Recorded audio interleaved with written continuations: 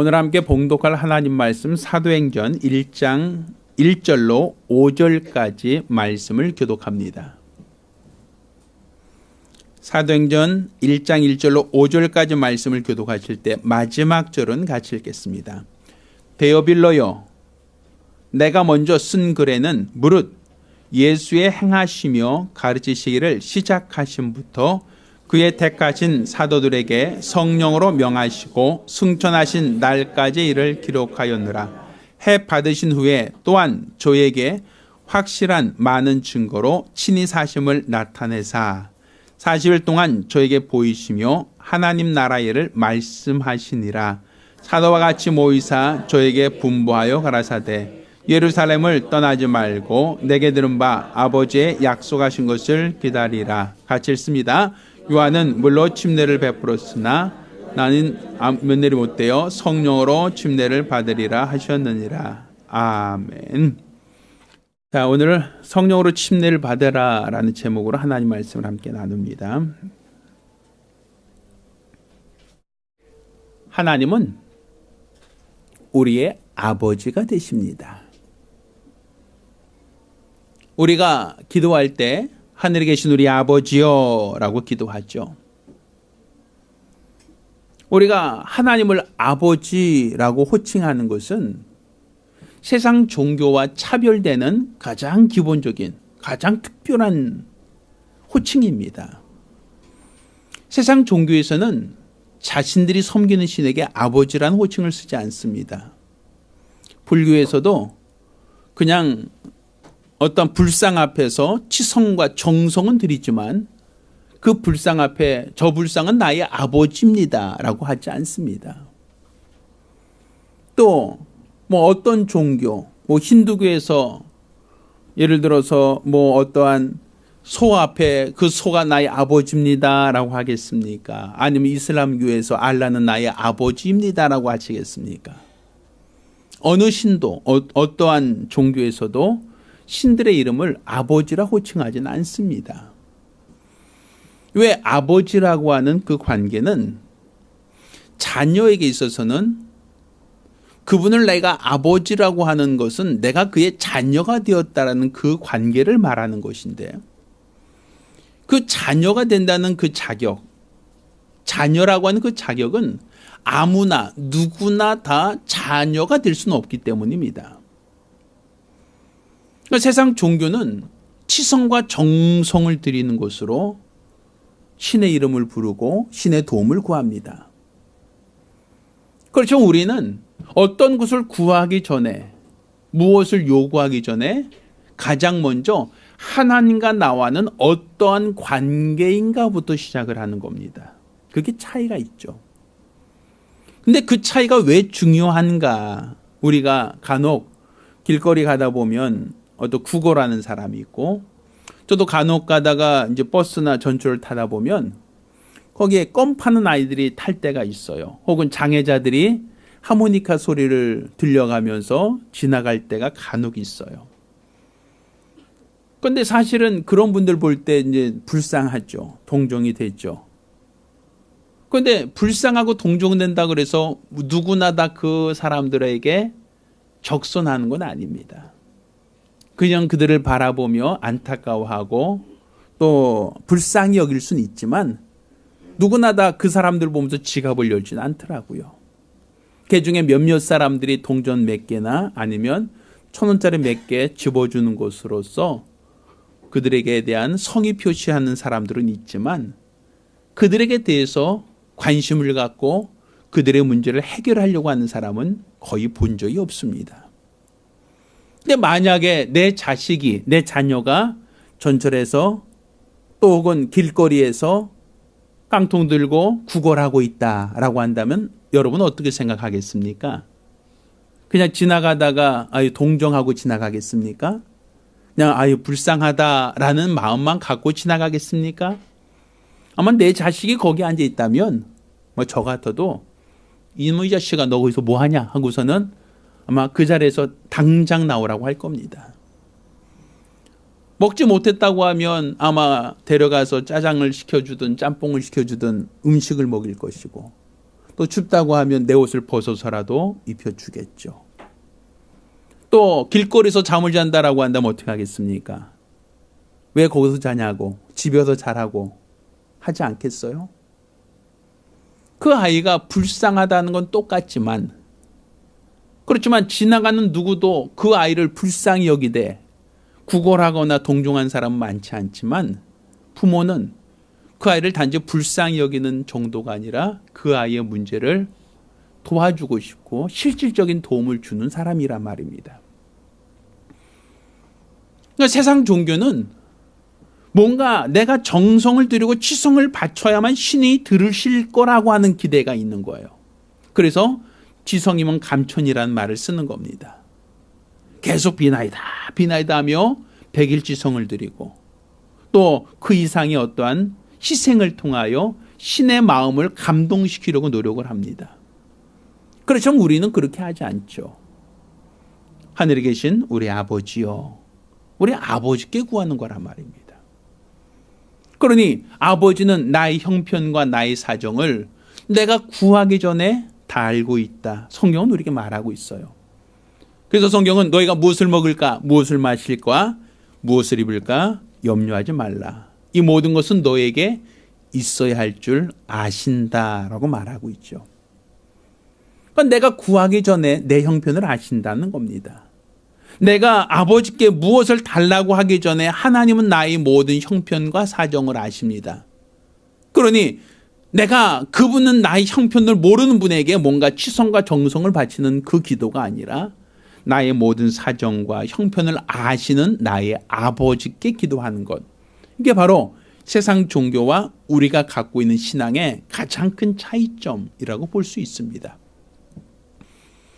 여기서 우리는 누가 그러면 아버지라고 말할 수 있는가? 누가 과연 아버지와 자녀의 관계가 되어지는가라고 할 때 그 관계라는 것은 부모가 10달을 내 안에서 키워서 출산의 경험을 갖게 되는 사람이 나의 친아버지 혹은 친어머니, 생부, 생모라고 얘기합니다. 그러니까 부모와 자녀의 관계는 어떻게 맺어지는가라고 하면 그냥 공장에다가 아이를 주문해서 공장에서 아이를 맞춰오는 개념이 아니란 말입니다. 그냥 우리 아이는 키는 몇 센치, 뭐 눈은 무슨 색깔, 피부는 무슨 색깔로 해서 맞춰주세요라고 주문을 하고 그 주문에 따라서 공장에서 만들어 갖고 오는 게 자녀가 아니라 내 배에 넣고 10달을 키워서 그 10달이 참에 그 아이가 출산이라고 하는 경험을 갖고 나왔을 때 비로소 부모와 자녀의 관계가 형성되는 겁니다. 그러니까 부모와 자녀라고 하는 관계는 반드시 출산이라는 경험이 동반되어야 부모와 자녀라는 그 관계가 맺어지는 겁니다. 그러니까 우리가 하나님을 아버지라고 부르고 또 하나님께서 우리를 자녀라고 칭하시는 것은 구약시대 모든 사람들이 하나님을 아버지라 했던 건 아닙니다. 구약에 있던 수많은 사람들, 수많은 신앙의 사람들 다 하나님을 우리의 아버지라고 호칭하지는 않았어요. 그들은 아도나이, 주여라고 호칭했을 뿐이죠. 그러면 우리가 하나님을 아버지라 부를 수 있는 것은 예수 그리스도 안에서 하나님은 해산의 수고를 통하여 우리를 낳기 때문입니다. 그러니까 예수 그리스도의 십자가의 죽으심은 마치 여인들이 해산의 수고를 경험하는 그 동일한 수고, 그 동일한 아픔처럼 우리를 피로써 낳으셨다. 해산의 수고를 통하여 낳으셨다라고 얘기까지 하는 겁니다. 그래서 하나님은 우리를 자녀 삼으시고 너희가 나를 아버지라 부를 수 있는 관계를 형성하신 겁니다. 그런데 여기서 자녀가 된다는 것은 반드시 과정이 필요합니다. 그냥 하루아침에 바로 아이를 낳는 부모는 없죠. 아이를 임신하고 10달간 엄마 뱃속에서 아이가 무럭무럭 자라나는 그 과정이 있습니다. 그리고 어머니 뱃속에서 아이가 충분히 10달 동안 잘 자란 이후에 비로소 출산을 하면 그때서 비로소 법적인 내 아이가 됩니다. 어머니 뱃속에 있을 때는 생물학적인 아이로서 느낄 수 있어요. 태동을 느낄 수 있고 또 때로는 아이가 발차기를 해서 또 엄마들이 깜짝깜짝 놀랄 수도 있어요. 분명 생물학적으로 내 배 안에서 자라는 아이는 분명 태중에 있는 아이라고 말할 수 있겠죠. 그렇지만 그 아이가 뱃속에 있을 때는 그 아이에 대한 법적인 독립체라고 보기는 어렵습니다. 그 아이가 출산을 하고 난 다음에서야 비로소 법적으로 어머니와 아이는 분리가 되는 겁니다. 그러니까 각각의 독립된 인격이 된다는 얘기입니다. 그러니까 출산이라는 과정이라는 것은 결과적으로 어머니 태중에서 10달간 자라다가 해산의 수고를 통하여 세상에 나온 아이, 그 아이가 바로 부모와 자녀의 관계가 되는 것이죠. 여기서 우리가 좀 주목할 것은 어머니의 태라고 하는 것은 사실은 양수라고 하는 물속이라고 얘기합니다. 자궁이라는 것은 마치 물을 담아두는 어떠한 그릇과 같은 겁니다. 그리고 그 아이는 그 물속, 어머니 자궁이라고 하는 그 물속에서 아이가 무럭무럭 자라게 되는 것이죠. 그러니까 물속에 있다가 물 밖으로 나오는 것을 출산이라고 얘기하는 겁니다. 자, 이게서 우리가 물에서 나온다라고 하는 개념은 아이만 국한된 게 아닙니다. 우리가 사는 이 세상도 사실은 하나님이 만드실 때 윗물과 아랫물을 구분하시고 물 가운데 묻이 드러나라 하고 말씀하시죠. 그러니까 우리가 사는 이 세상도 사실은 어디서부터 나왔다는 얘기입니까? 물에서 묻이 드러나라 하셨으니 물에서부터 나왔다라고 말할 수 있는 겁니다. 그러니까 창조의 시작은 바로 물에서 나오는 것부터 시작을 하는 겁니다. 또 하나님께서 사람을 지으실 때 무엇으로 만드셨다고 되어 있죠? 흙으로 사람을 지으사라고 되어 있죠. 그리고 하나님께서 너는 흙이니 어디로 돌아가라? 흙으로 돌아가라 하셨죠. 그러니까 사람의 육체는 뭐라고요? 흙이라는 거죠. 그 흙은 어디서 나왔다고요? 물 가운데 묻이 드러나라, 땅이 드러나라, 흙이 드러나라 하셨으니까 결국 이 육체라는 것은 흙에서 왔고 흙이라는 것은 어디서? 물에서부터 올라왔단 말입니다. 그러니 물에서부터 나온 흙이니까 세상에 죄악이 관연할 때에 하나님께서 세상을 어떻게 심판하셨습니까? 물로 심판하셨다. 이건 우리가 알고 있는 노아의 홍수죠. 그때 노아의 홍수를 하나님이 세상의 죄악으로 관연하여 물로써 멸하겠다라고 하나님이 물로 다 잠그신 이유는 바로 사람의 육체가 어디서 나왔고 흙에서 나왔고 흙은 어디서 나왔고 물에서 나왔으니까 다시 물속에 잠근다라는 의미가 있죠. 물속에 잠근다는 것은 하나님이 다시 시작하시겠다라는 의미가 되는 거예요. 우리 차력으로 반죽해서 막 그릇 만들다가 망가지면 어떻게 하죠? 에이 그러고 원상태로 우리가 그냥 짬뽕을 만들어 놓잖아요. 그렇죠? 다시 반죽을 다시 시작하죠. 그 다음 다시 시작하잖아요. 그처럼 세상이 죄악으로 관연할 때 그 죄악으로 관연한 모든 사람들은 다 존재가 어디서 왔습니까?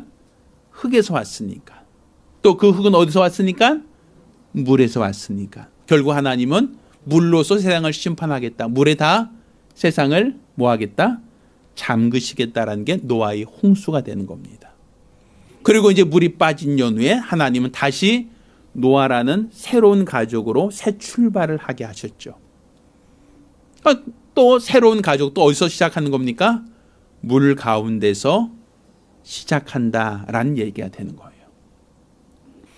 하나님이 이스라엘 백성을 애굽에서 이끌어내실 때 우리가 지도를 보면 알겠지만 애굽에서 시나이 반도라고 하죠. 이 애굽에서 가나안으로 가는 길은 해변길이라고 하는 길이 있습니다. 거기 무역로입니다. 그 길은 많은 사람들이 무역을 하기 위해서 다니는 길입니다. 거기 물이 있고 또 가나안으로 가기에는 굉장히 가까운 거리입니다. 그런데 하나님께서 모세를 통하여 이스라엘 백성을 인도하실 때는 가장 가깝고도 물도 많고 편한 길, 이 해변길로 가지 않고 오히려 홍해길이라고 하는 굉장히 많이 우회하는 길을 택하셨습니다. 그런데 이 홍해길로 건너가게 되면 바로 거기에 사막입니다. 광야라고 하는 사막이 있어요. 따라서 그 길은 누구도 가지 않는 길, 어떤 장사치도 갈 수가 없는 길입니다. 그런데 하나님께서 모세를 통하여 일부러 홍해길로 인도하셨고 광야라고 하는 사막을 지나게 하셨습니다. 이 광야는 물이 없는 곳, 간주한 곳, 불뱀과 전갈이 있는 곳이다 라고 말하고 있죠. 그러면 길을 잘못 들지 않는 이상 어떻게 바다를 건너서 광야, 사막을 지나서 가는 아주 어렵고 힘든 길로 유도하겠습니까? 그 이유는 무엇입니까? 하나님이 이스라엘 백성을 애굽에서 이끌어내실 때 그들을 물 가운데서 시작하게 하려고 하셨기 때문입니다. 왜? 홍해라고 하는 것은 온 이스라엘 백성이 홍해를 건너므로써 비로소 종이라고 하는 신분이 끊어지고 하나님의 백성이 될 수 있기 때문입니다.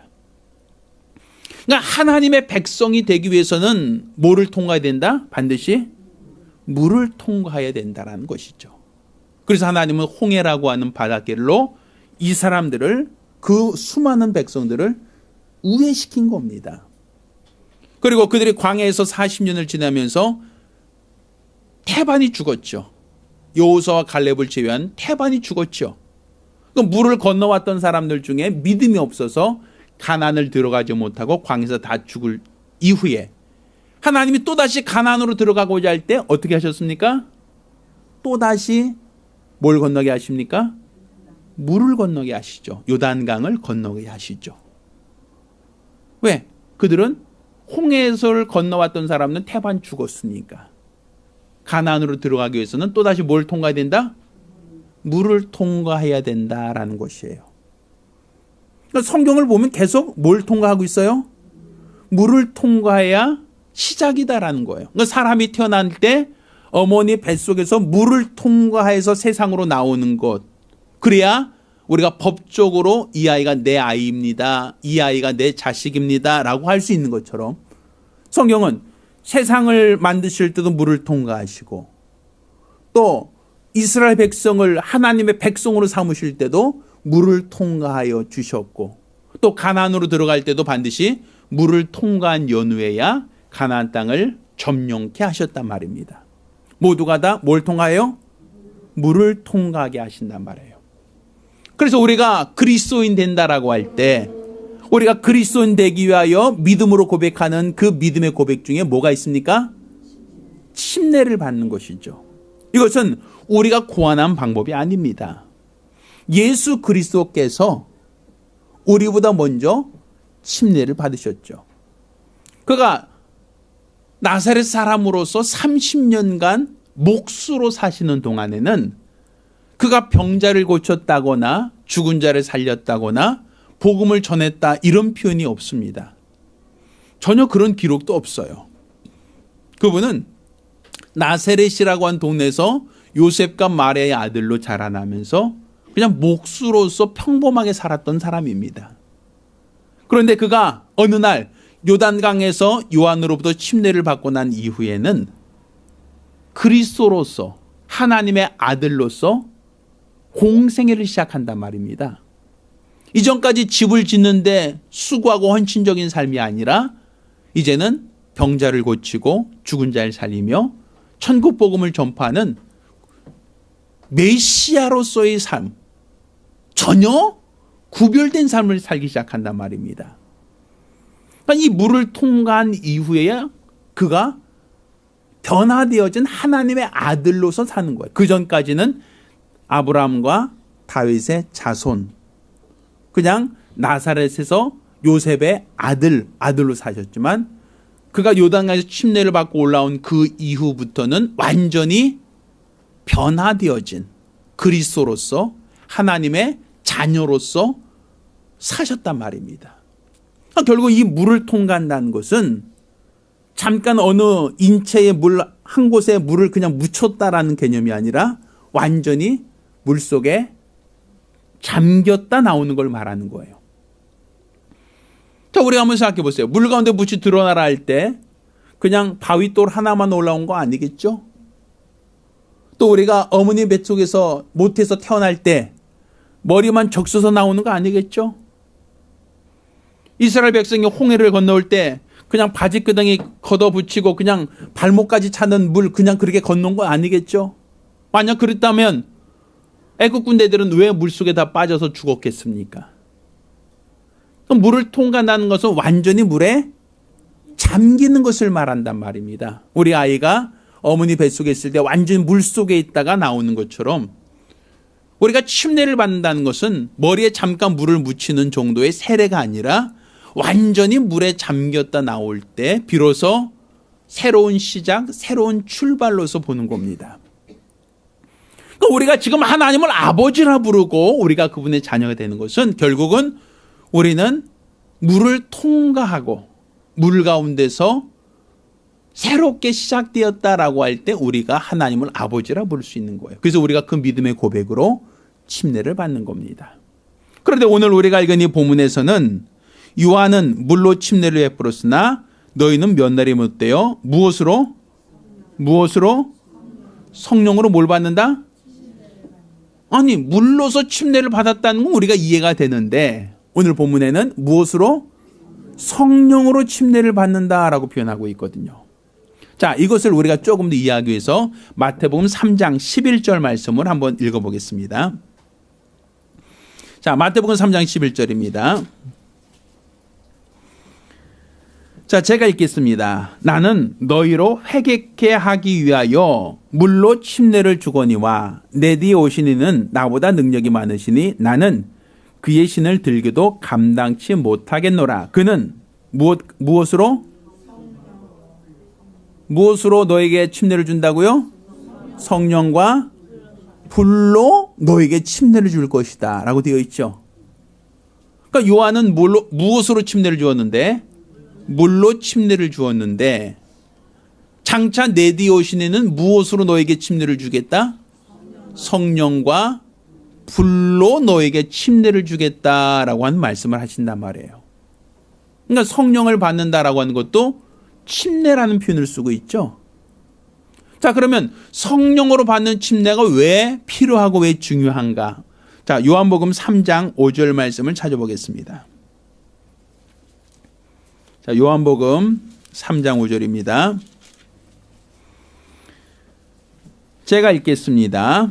예수께서 대답하시되 진실로 진실로 내게 이르노니 사람이 물과 성령으로 나지 아니하면 하나님 나라에 들어갈 수 없느니라 표현하고 있죠. 자, 물과 무엇으로 나야 된다?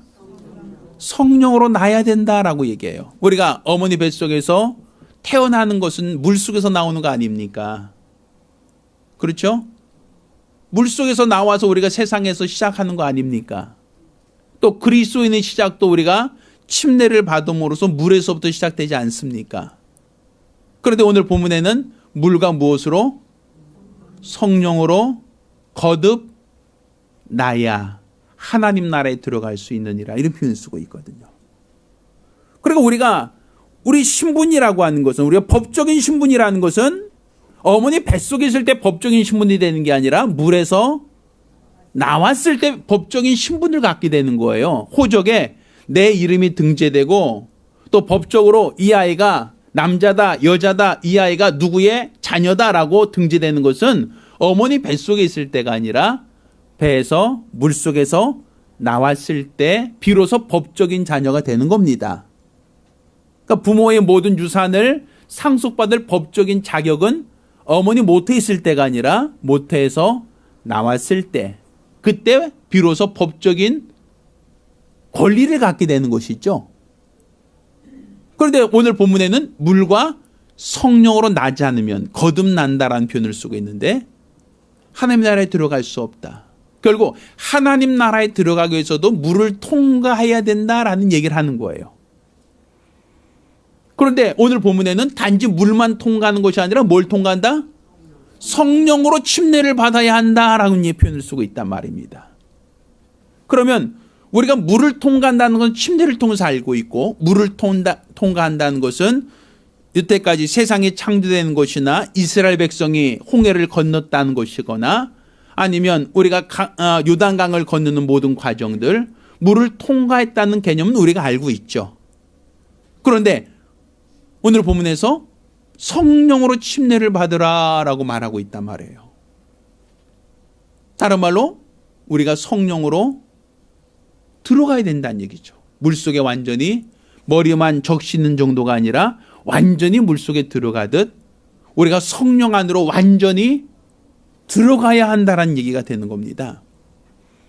우리가 성령으로 완전히 들어간다는 얘기는 결국에는 너희가 내 안에 거하고 내 말이 너희 안에 거하면 무엇이든지 원한 대로 구하라. 그리하면 이루리라 말씀하시죠. 그러니까 너희가 내 안에 거하고 우리가 주님 안으로 들어가야 한다는 얘기예요. 성경에는.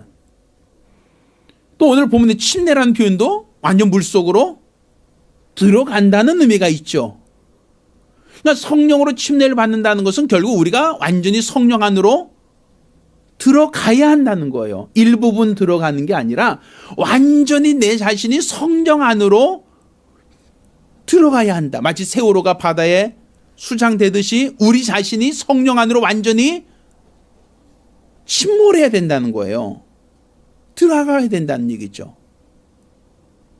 그래야만 우리가 새로운 피조물로 거듭날 수 있다.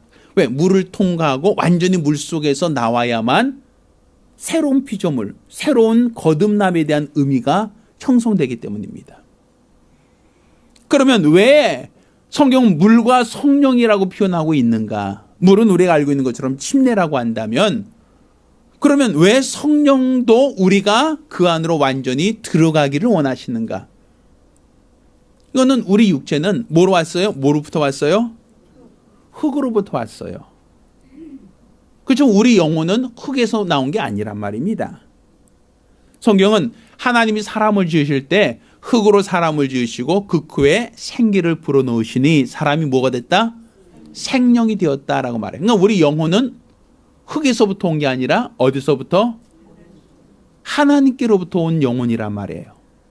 또 우리 육체는 흙으로 돌아간다라는 것은 결국은 우리 원래 본질이 흙이니까 흙으로 돌아가는 것이고 또 물에 장사된다는 것은 우리 육체의 모든 정욕이 물에 장사되어 노아 홍수 때 모든 범죄한 자를 물에 장사시켰던 것처럼 우리 육체의 모든 소욕, 육체의 모든 것들은 물에 잠김으로써 죽고 이제 하나님이 자녀로서 새 출발한다 라고 한 개념이 되겠죠.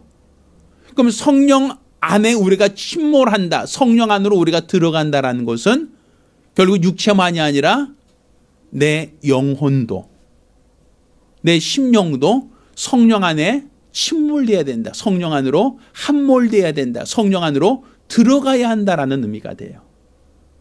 그 얘기는 다른 말로 내가 흙이 물속에 들어가서 완전히 처음 상태에서 시작되듯이 지금까지 내 생각으로 살고 내 의지로 살고 내 감정으로 살고 내 방법으로 살던 모든 것들이 성령 안으로 들어가는 순간부터는 다 죽고 누구에 의해서 사는 것?